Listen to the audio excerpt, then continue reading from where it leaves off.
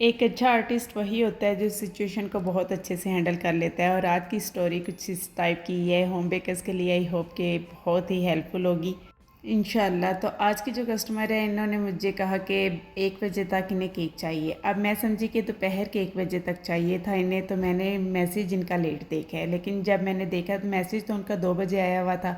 तो मैंने उनसे कहा आज तो 1 बज चुका है, तो मैं कल बना दूंगी। तो उन्होंने कहा कि नहीं है, मुझे आज ही चाहिए, रात को 1 बजे तक बेशक आप बना के दे दें, मुझे किसी को सरप्राइज़ करना है, तो मुझे केक आज ही चाहिए। अगर आप आज बना के दे सकती हैं तो ठीक है, अदरवाइज़ फिर आप रहने दें। तो मैंने कहा ठीक है, मैं आपको बना के दे दूँगी। तो अब ऑर्डर कंफर्म हुआ था 4:30 पे। तो उसके बाद मैंने बेकिंग स्टार्ट की और मैंने काम करना स्टार्ट कर दिया। अच्छा, अब चूँकि ये अर्जेंट ऑर्डर है, जो भी मैं अर्जेंट ऑर्डर बनाती हूँ उसमें मैं हाइटेड केक नहीं बनाती। मैं केक जो है वो फ्लैट बनाती हूँ, क्योंकि फ्लैट केक के ख़राब होने के चांसेस कम होते हैं और हाइटेड केक इम्बैलेंस होने के चांसेस ज़्यादा होते हैं। तो ये 1 पाउंड केक था जो कि मैंने 6 इंच के पैन में बनाया। उन्हें सिंपल केक चाहिए था, सिर्फ ऊपर एक कैलेंडर चाहिए था, उनकी ज़्यादा रिक्वायरमेंट नहीं थी। अब कस्टमर भी बिल्कुल अनजान ही लग रही थी, क्योंकि कस्टमर्स को क्या पता कि केक के कितने साइजेस होते हैं। उन्होंने तो बस 1 पाउंड का ऑर्डर दिया है। उन्होंने मुझे कोई नहीं, बस रेफरेंस पिक्चर ये थी कि सिंपल केक था, ऑफ वाइट कलर का, ऊपर एक कैलेंडर बना हुआ था। बस उन्हें इसी तरह का केक चाहिए था। उन्होंने मुझे कहा बेशक आप क्रीम से ही कैलेंडर बना दें, बेशक प्रिंट करवा लें, बेशक जिस तरीके से भी इजीली बन सकता है, क्योंकि टाइम कम है, एक ही दिन में ये सारा कुछ होना नामुमकिन है। तो आप जैसा आपको ईजी लगता है वैसा कर लें। तो मैंने कहा ठीक है, मैं कर लूँगी, कोई इशू नहीं है। तो अब मैंने केक 6 इंच के पैन में बना लिया और उसके बाद बुके का अरेंज भी करवा लिया। बुके उन्होंने कहा था कि एक छोटा सा 500 तक बुके चाहिए। तो पहले तो मैंने सोचा कि मैं भेजूँ राइडर को, अपने डीसी तो चाहिए ही होंगे। तो अगर 500 में बुके नहीं मिला तो उन्होंने कहा चलें 600 तक मिल जाएगा, आप अरेंज करवा लें। तो मैंने जब पता किया तो 500 में ही मिल गया।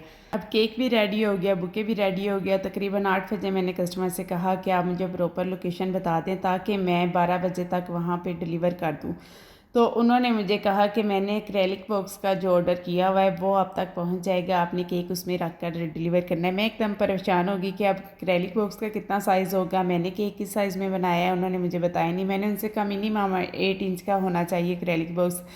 तो वो कहती है ठीक है। अब उन्हें क्या पता कि उन्होंने 1 पाउंड एक्रेलिक बॉक्स का ऑर्डर दिया है, अब वो कितने इंच का होगा ये बात तो अब या तो वो मुझे कहती मैं खुद अरेंज करवा लेती एक्रेलिक बॉक्स का। जब उन्होंने खुद ही कहा तो वो मैंने जब देखा तो वो 8 इंच तो क्या, वो 7 इंच का भी नहीं था। मैंने 7 इंच का जो केक बोर्ड ऊपर रख के देखा तो वो बॉक्स जो था वो 6 इंच का था। अब वो हाइटेड बॉक्स था लेकिन था 6 इंच में। अब मुझे पता होता तो मेरे पास इतना प्यारा इसका जो है पैन पड़ा हुआ और मैं उसके हिसाब से केक बनाती।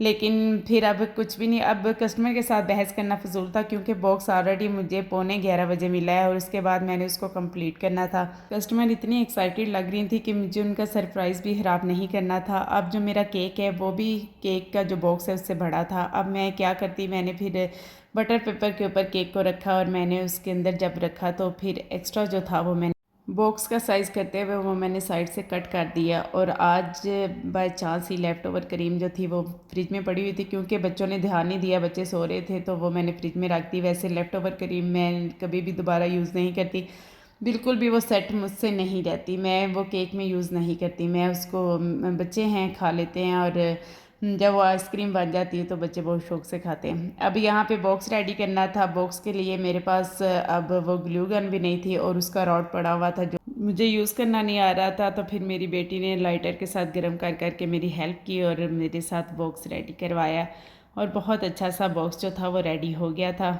एनीवेज फैमिली की सपोर्ट के साथ एवरीथिंग टाइम पे रेडी हो गई थी। अब बॉक्स इतना क्यूट था, इतना प्यारा लग रहा था ना, लेकिन मुझे अफसोस हो रहा था कि मुझे पता होता, काश मुझे पता होता कि इसका साइज़ क्या है, तो मैं उसके हिसाब से बहुत ही खूबसूरत सा केक रेडी करती। अब मैंने कस्टमर से नाराज़ हो रही थी, मैंने उनसे कहा कि आपने बॉक्स मुझे कह देना था, जब मैं बुके का अरेंज करवा सकती हूँ तो मैं ज़रूर बॉक्स भी आपका अरेंज करवा लेती, तो मैं अपने हिसाब से करवा लेती। आपने अब आपको पता नहीं कि आपने किस साइज़ का भेजना है, और आपने मुझे बॉक्स का साइज़ भी नहीं बताया, अगर बताया होता तो मैं केक उस साइज़ का रेडी कर लेती।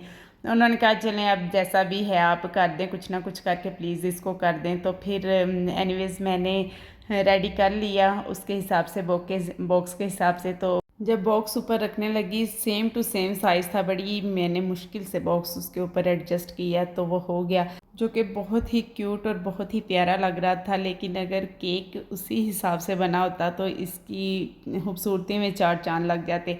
एनीवेज़ कस्टमर बहुत हैप्पी थी, बहुत थैंक यू बोल रही थी, उन्हें पसंद आया और केक भी उन्हें बहुत ज़्यादा पसंद आया और उन्होंने मुझे इसका रिव्यू भी बहुत अच्छा दिया है।